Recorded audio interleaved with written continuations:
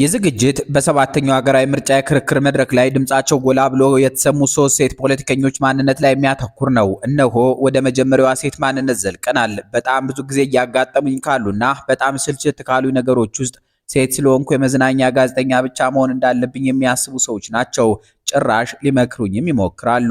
እንዲህ በማለት ምርርብ ላይ የምትናገረው ቆንጅዬ ሴት ምስጢረ ስላሴ ታምራት ትባላለች። ከጣቢያችን ዘጋቢ ጋር በተጨዋወተችበት አፍታ ሁሉ ስሜን እንደምወደው ምኔንም አልወድ ትላለች። የአዲስ አበባ ልጅ ናት። በአንድ ጽሑፏ ውስጥ አዲስ አበባ ነው ተወልጄ ያደግኩት በማለት እርድናዋን ትገልጻለች። ከትዝታዎቼ ግን ዛሬ ላይ አንድም ነገር የለም። ችግሩን በውስጡ ቀብሮ በየዕለቱ ከአቅም በላይ የሚጨምረውን ኑሮ ለማሸነፍ እንቅልፍ አጥቶ የሚኖረው አዲስ አበባ ያሳዝነኛል።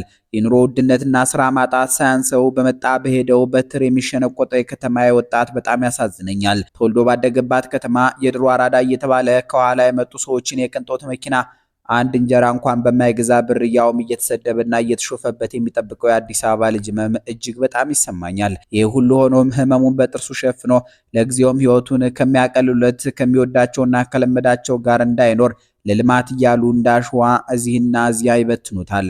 አቦ ለሰው የማይጠቅም ልማት ገደል ይግባ።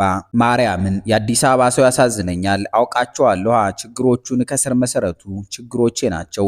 አብረውኝ ነው የኖሩት። ማን ነው ለአዲስ አበባ ሰው አለውልህ የሚለው? የራሱ ልጅ እንኳን መርቶት አያውቅም።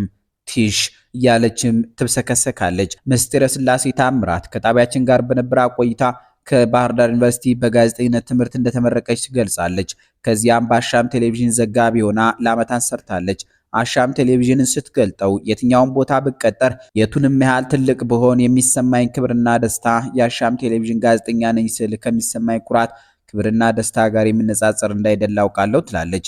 በአንድ የፌስቡክ ልጥፏ ደግሞ ወደፊት ዓለም አቀፍ መገናኛ ብዙሃን ውስጥ እንደምሰራ አውቃለሁ ስትል ትነበባለች። ከዚህ ሁሉ ምኞትና የጋዜጠኝነት አድናቆት በኋላ ግን ጠቅላይ ሚኒስትር ሆናለሁ በሚለው ልበ ሙሉ ንግግሯ የምትታወሰው ደስታ ጥላሁን ጥላው ሄደችበትን ኢሃፓን በጸሐፊነት ልታገለግል ተቀላቅለዋለች።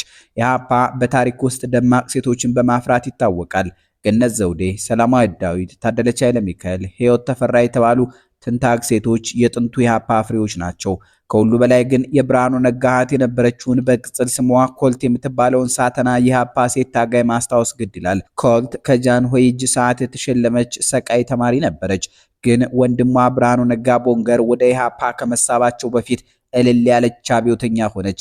በአንድ አጋጣሚ ተነቃባት። እንደ ዘመነኞቿ ሲናይድ የተባለው መርዙ አቅማ ሞትን በጀግንነት ተጋፈጠችው። የዛሬዋ ኢሃፓና ጸሐፊ ምስጢረ ስላሴ ታምራት የዚያ ተአምረኛ ትውልድ ወራሽ መሆኗ ነው። የልደቷ አያሌው ምህረቱ አድናቂ ትመስላለች። ብዙ ጊዜ ስለ ሰላማዊ ትግል አቀንቃኙ ልደቷ አያሌው ትጽፋለች። በግል እንደሚጻጻፉም ፍንጭ ትሰጣለች። ምስጢረ ስላሴ በሀያዎቹ አጋማሽ ያለች ሴት ፖለቲከኛ እንደመሆኗ ገና ብዙ የሚጠበቅባት ይመስላል። በዚሁ ለልምዷ ከጠቀሟት የኢሶዶፓዋን ራሄል ባፌን ማንነት እናስተዋውቃት። ታዋቂዋ ፖለቲከኛ ራሄል ባፌ ደፋር ተናጋሪ ተብለው ይሞገሳሉ። የዛሬ ዓመት ገደማ ጠቅላይ ሚኒስትር አብይ አህመድ ተቃዋሚ ፓርቲዎች አማራጭ ሀሳብ ከማቅረብ ይልቅ ከሳሽ ነበሩ ሲሉ በመውቀሳቸው ዶክተር ራሄል ተቆጥተው ነበር። ሴትዮዋ የጠቅላዩን ንግግር ዘለፋና ከእውነት የራቀ ሲሉ ነበር በጥብቅ የተቃወሙት። ፖለቲከኛዋ በወቅቱ ለአብይ በሰጡት ደፋር ምላሽ ተቃዋሚ ፓርቲዎች ሐሳብ ብቻ እንዳላቸው ብልጽግና ፓርቲ ደግሞ የፈለገውን ያደርግ ዘንድ ባንክም ታንክም ስልጣንም እንዳለው አንስተው ብስጭታቸውን መግለጻቸው ይታወሳል። ዶክተር ራሄል በፖለቲካ ብዙ ልምድ አካብተዋል። የህዝብ ድምፅ ለመሆን መስዋዕትነት በከፈሉበት በሰላማዊ ትግል ያምናሉ። የትጥቅ ትግል አድናቂ አይደሉም። የመጀመሪያ ዲግሪያቸውን ማናጅመንት፣ ሁለተኛ ዲግሪያቸውን በቢዝነስ አድሚኒስትሬሽን፣ የዶክትሬት ዲግሪያቸውን ደግሞ በሊደርሺፕ ወይም በአመራርነት ትምህርት አግኝተዋል። ራሄል ባፌ ዛሬ የኢትዮጵያ ሶሻል ዲሞክራቲክ ፓርቲ ወይም ኢሶዴፓ ምክትል ሰብሳቢ ናቸው። ዶክተር ራሄል ባፌ በኢትዮጵያ የፖለቲካ ፓርቲዎች የጋራ ምክር ቤት ሰብሳቢነት ለሁለት የሥራ ዘመን አገልግሏል። በሶስተኛ ደረጃ በሰሞነኛው የምርጫ ክርክር መድረክ ላይ ደምቃ ያየናት ሴት ፍጹም አሰፋ ደላ ትባላለች።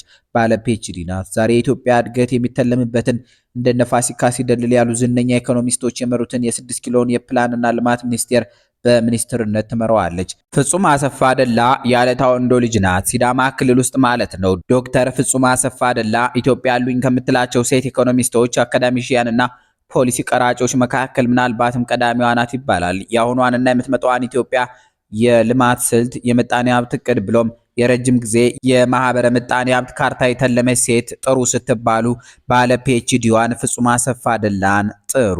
ዶክተር ፍጹም አሰፋ ደላን ለዚህ መላቅ ያበቃት ኢኮኖሚክስ፣ የልማት ጥናትና የግብርና ኢኮኖሚክስ አጣምራ መማሯ ይመስላል። የመጀመሪያ ዲግሪዋ ከአዲስ አበባ ዩኒቨርሲቲ አካውንቲንግ ትምህርት ክፍል የተገኘ ነው።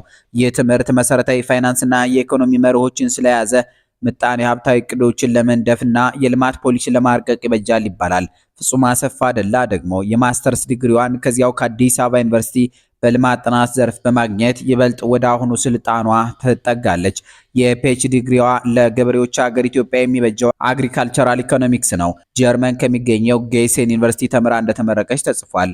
ዶክተር ፍጹም አሰፋ ወደ ፖለቲካው ዘው ብላ ከመግባቷ በፊት ሐዋሳ ዩኒቨርሲቲ ውስጥ ለ10 ዓመታት ያህል አስተማሪ ነበረች። የፕላንና ልማት ሚኒስትሯ ፍጹም አሰፋ ደላ ምናልባትም በአብይ አህመድ አሊ የጠቅላይ ሚኒስትርነት ዓመታት ሁሉ ባሉበት ስልጣን ከዘለቁ ሚኒስትሮች መካከል ብቸኛዋ ሳትሆን አትቀርም። ወይም ረጅሙ የአንድ ሚኒስቴር መስሪያ ቤት አለቃነት ጊዜ የሷው ነው። ከ2010 ዓ.ም ጀምራ እስከዚህ ዝግጅት ጥንቅር ጊዜ የፕላንና ልማት ሚኒስትር ናት። የመጪዎቹ 10 ዓመታት የኢትዮጵያ ልማት እቅዶች በእጇ ናቸው። እንደተጨማሪም የኢትዮጵያ ንግድ ባንክ የዳይሬክተሮች ቦርድ አባል ናት። አበቃን። ሰላም ይስጥልን።